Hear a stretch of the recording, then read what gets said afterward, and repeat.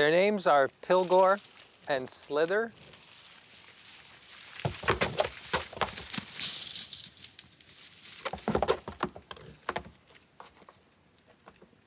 But I don't remember which one's which, so I just call him Goat. Goaty.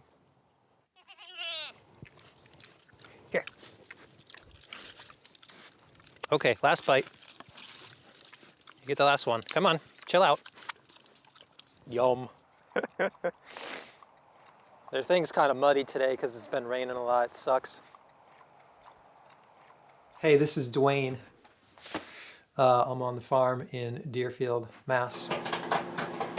I am making some popcorn for the chickens. We ran out of their kind of supplementary snack. It's called Scratch. There's no more Scratch for the chickens today, so they're gonna just get some microwave popcorn. The other animals have their own snacks today. I was invited to stay here for the summer as a guest. My father's friend owned the farm. My father was looking to buy a house that I was then going to move into, so it was just going to be a temporary situation. You've been out here yelling at me all day, and now you don't want to eat? Now he's going to stand in his food? There's something they're not happy about. They got hay, they got water, you got your food, and I tried to give you a snack, and you don't want it. John, the man who owned the farm, he died unexpectedly. He had cancer, which was pretty serious. The cancer weakened his body, and then he got an infection and went into the hospital and died less than a week later. It was really complex emotionally, I guess, because here was a person who had extended me this kindness. I had, spent a lot of time with him, and we had talked about a lot of things, and he was convinced that he was going to survive, but some parts of him still, he was reckoning with his own mortality, because even if he didn't think he was going to die, his life had been so affected by his illness that he at least was like, oh wow, like things aren't always going to be the way they are, There's a lot of other things going on in my life, so that's like a thing that I would say I haven't fully processed it. Obviously, I wish John was still alive, but, that doesn't change anything, and so I'm here hanging out on his beautiful farm. That's the best I can make out of the situation. Come on, buddy. The rooster's very suspicious of me at all times. Right, he doesn't like to eat when I'm around. He waits till I leave usually.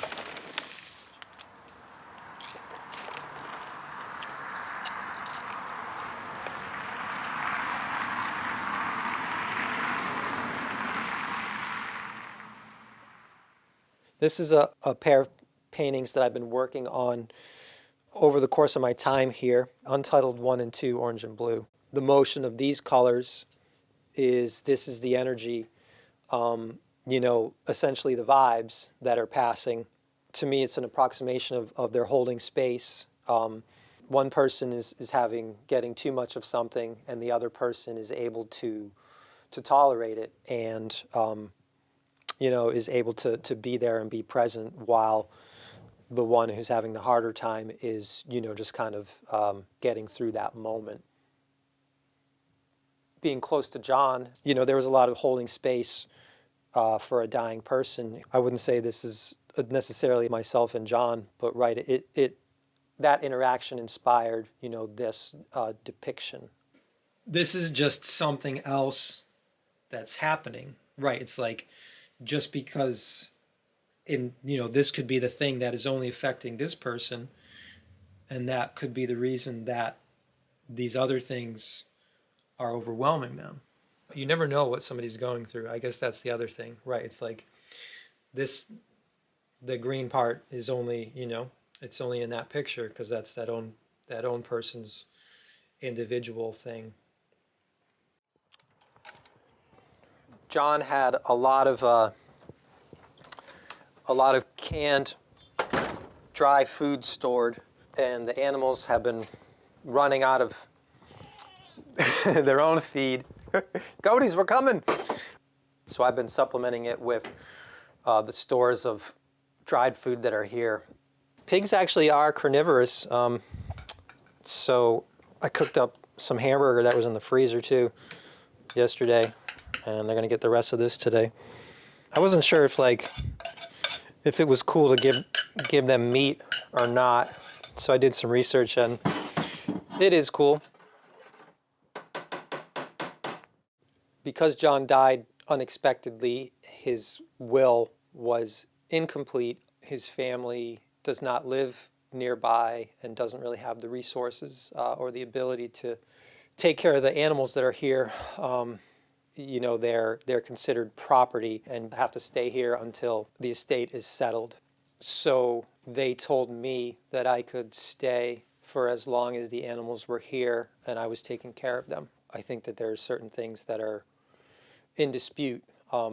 Things are moving very slowly and everything's just kind of in limbo.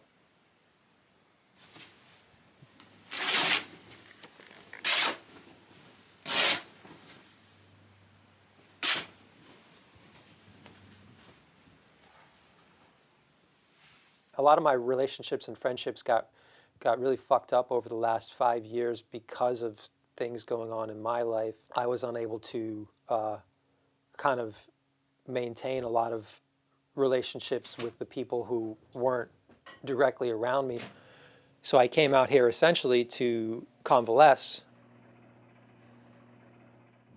The best I can describe it, I started having some really intense experiences mostly with anger and other emotions, but getting overwhelmed and having these kind of anxiety attacks, which led me to do some investigating, right? It's like I was like, why am I having these really intense emotional experiences over things that don't seem to warrant such a reaction?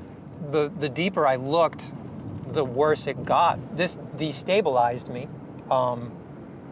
I became very volatile and unpredictable to myself and others. People are driven to violence rather than let themselves know that the death they desire is their own. I started taking some medications, for depression and that kind of thing. They just made things worse. With some perspective and some clarity, now I'm able to actually say, okay, right, that was an unhealthy relationship. I am not the one who fucked that up. And then this was a healthy relationship and I fucked it up, right? That's what it comes down to. But that's only with years of perspective. I'm not on any kind of medication right now. It feels like the safest thing. When I was in the fog of medication, I had no ability to understand what was actually happening. It was like somebody threw a big wet blanket on top of me, and what was coming through the blanket, I couldn't tell if it was real or not. Right, that's what it was. I could not tell if what was being filtered was accurate.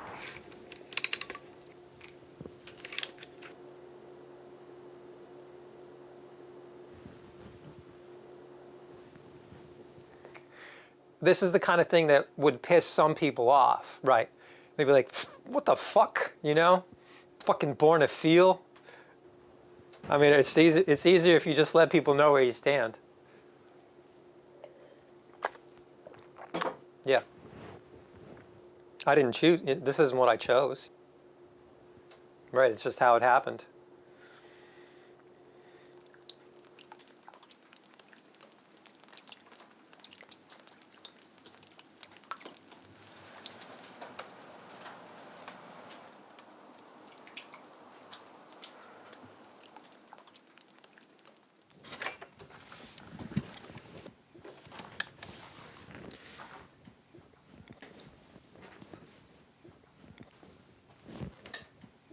The animals that were here, the pigs and goats and chickens, they have been thankfully rehomed. They went to a farm a couple towns over where they should be able to live out the rest of their lives in comfort.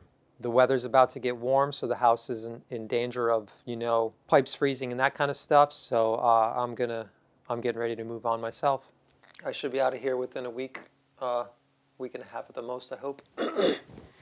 But there's no schedule ever since COVID happened, you know. Nothing happens on time anymore. I've been doing a little better the last 6 months and been trying to reconnect with folks that I haven't spoken to. I've been able to spend some time by myself and kind of recover from, you know, the experiences that have, you know, kind of overwhelmed me for the last few years. I love how it's got a 2 too. It's not. It's like Prince. Yeah.